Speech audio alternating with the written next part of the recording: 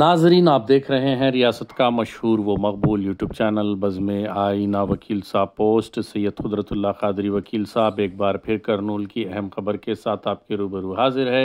आज की अहम खबर यह है कि आज करनूल के तेलुगुदेशम पार्टी दफ्तर में तेलुगुदेशम पार्टी लीगल सेल की जानिब से एक प्रेस कॉन्फ्रेंस मुनक़िद की गई। इस मौके पर नारा चंद्रबाबू नायडू की तेलुगुदेशम हुकूमत ने करनूल को हाई कोर्ट बेंच की मंजूरी पर काफ़ी खुशी का इजहार किया और थैंक यू सीएम के नारे लगाए। आप देखिए ये खुसूसी रिपोर्ट। सैयद कुदरतुल्लाह क़ादरी वकील साहब को दीजिए इजाज़त।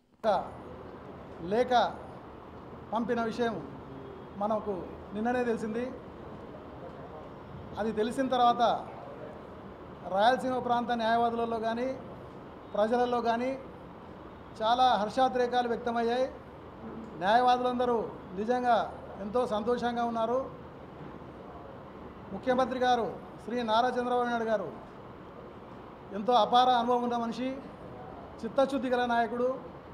దానిలో భాగంగానే ఎన్నికలకు ముందు ఏదైతే హామీ ఇచ్చారో ఈ రాయలసీమ ప్రాంత ప్రజలకు కర్నూలులో హైకోర్టు బెంచ్ ఏర్పాటు చేస్తామని, అలాగే యువ నాయకులు నారా లోకేష్ గారు ఆయన యువగలం పాదయాత్రలో ఏదైతే హామీ ఇచ్చారో కర్నూలులో హైకోర్టు బెంచ్ ఏర్పాటు చేస్తామని, అలాగే మన యువ నాయకులు మంత్రివర్యులు టీజీ భరత్ గారు ఏదైతే ఎన్నికలకు ముందు హామీ ఇచ్చారో కర్నూలులో హైకోర్టు బెంచ్ ఏర్పాటు చేసి తీరుతామని వీరు ముగ్గురు ఇచ్చిన హామీల మేరకు నిన్న మనకు ఏదైతే లేఖ వెలువడిందో అది చూసిన తర్వాత నిజంగా అందరూ సంబరపడ్డారు।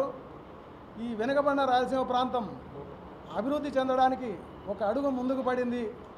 హైకోర్టు బెంచ్ ఇస్తేనే అంత అభివృద్ధి చెందుతుంది అనేది కాదు, కానీ ఇలాంటివి రకరకాల అభివృద్ధి కార్యక్రమాలు జరిగితే ఎంతో కొంత ముందుకు అభివృద్ధి వైపు అడుగు పడినట్టు ఉంటుందనే ఉద్దేశంతో ఈ నిర్ణయం తీసుకోవడం జరిగింది। అందుకు గాను మేము ముఖ్యమంత్రి వర్యులు శ్రీ నారా చంద్రబాబు నాయుడు గారికి కానీ నారా లోకేష్ గారికి కానీ టీజీ భరత్కి కానీ తెలుగుదేశం పార్టీ లీగల్ సెల్ తరఫున వారికి కృతజ్ఞతలు తెలియజేస్తున్నాం। మీరు తీసుకున్న ఈ నిర్ణయం చారిత్రాత్మకం, చరిత్రలో నిలబడిపోతుంది।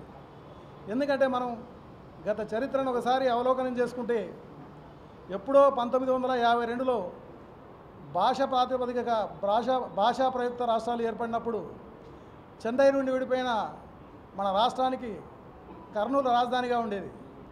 ఆ తర్వాత మనకందరికీ తెలుసు తెలంగాణను ఆంధ్రలో భాగం చేసినప్పుడు కలిపినప్పుడు మనకున్న ఆంధ్రకున్న కర్నూలు రాజధానిని తీసుకుపోయి హైదరాబాద్ను రాజధానిగా చేసి పరిపాలన చేయడం జరిగింది।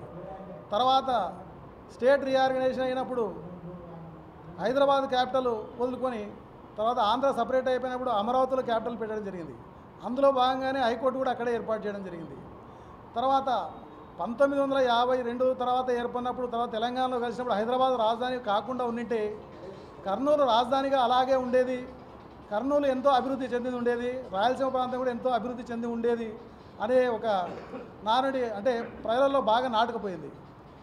వాటినన్నింటినీ అబ్జర్వ్ చేసిన ముఖ్యమంత్రి గారు ఎంతో అనుభవం ఉంది, ఆయన పరిపాలనాధ్యక్షుడు, ఈ ప్రాంతాల మధ్య అసమానతలు తొలగించాలనే ఉద్దేశంతో ఈ కర్నూలులో రాయలసీమ ప్రాంతంలో హైకోర్టు బెంచ్ ఏర్పాటు చేస్తామని మాట ఇవ్వడం జరిగింది।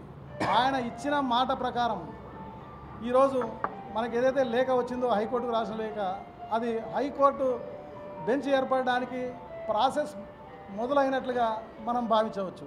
అంటే ఈ ప్రాసెస్ అంతా కంప్లీట్ చేసుకొని త్వరలో కర్నూలులో హైకోర్టు బెంచ్ ఏర్పాటు కాబోతుంది।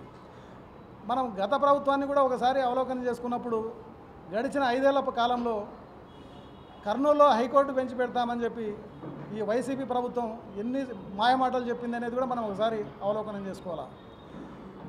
హైకోర్టులోనేమో కౌంటర్ వేస్తారు, రాజధాని ప్రాంత రైతులు 3 రాజధానులా లేదా అమరావతి రాజధాని అని వాళ్ళ రాజధాని ప్రాంత రైతులు కేసు వేసినప్పుడు ఏమంటారు వైసీపీ ప్రభుత్వం, గడిచిన ప్రభుత్వం, మాకు 3 రాజధానులు పెట్టే ఉద్దేశం లేదు, అమరావతి రాజధాని అని ఆడ చెప్పి హైకోర్టు సుప్రీంకోర్టుకు పోయినప్పుడు అట్లా చెప్పి ఆడ వ్యతిరేకంగానే చెప్తారు, కానీ వాళ్ళు చేసేది మాత్రం కర్నూలులో హైకోర్టు పెడుతున్నామని చెప్పి మాయమాటలు చెప్పారు, పెట్టలేకపోయినారు।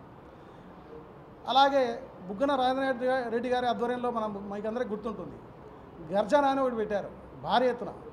ఏం జరిగింది? హైకోర్టు బెంచ్ కర్నూలులో హైకోర్టే పెడుతున్నాం కర్నూలులో చెప్పి ఒక గర్జన చేసినారు।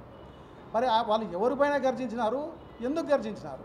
ఈ రోజు వరకు అదేం కార్యరూపం దాల్చలేదు కదా మీ ప్రభుత్వం ఉన్న రోజులు. ఇంకొక మోసపూరితమైన చర్య ఏమంటే, మనం ఈ ఔటర్ రింగ్ రోడ్లో నంద్యాల రోడ్లో పోతుంటే నేషనల్ లా యూనివర్సిటీ అని బోర్డు కనిపిస్తుంది, మీరందరూ చూసే ఉంటారు. దానికి ఒక యారో మార్క్ కూడా ఉంటుంది, నేషనల్ లా యూనివర్సిటీ దారి అని. అందరు ఎవరైనా అటు పోయేవాళ్ళు ఆ బోర్డు చూస్తే ఏమనుకోవాలా, ఆ లోపల లా యూనివర్సిటీ ఉందేమో అనుకుంటారు. మరి ఉందా? ఇవన్నీ ప్రజలను మభ్యపెట్టడానికి, మోసం చేయడానికి వైసీపీ ప్రభుత్వం చేసిన మోసపు రాజకీయాలండి. ప్రజలను మోసగించారు, 11 సీట్లకు పరిమితం అయిపోయారు. అలా చంద్రబాబు నాయుడు అలాంటి మనిషి కాదు, ఆయన చిత్తశుద్ధి ఉన్న నాయకులు, చెప్పిన మాట చెప్పే మనిషి. అందుకు చంద్రబాబు నాయుడు గారికి, లోకేష్ గారికి, టీజీ భరత్ గారికి కృతజ్ఞతలు తెలియజేసుకుంటున్నాను. Thank you.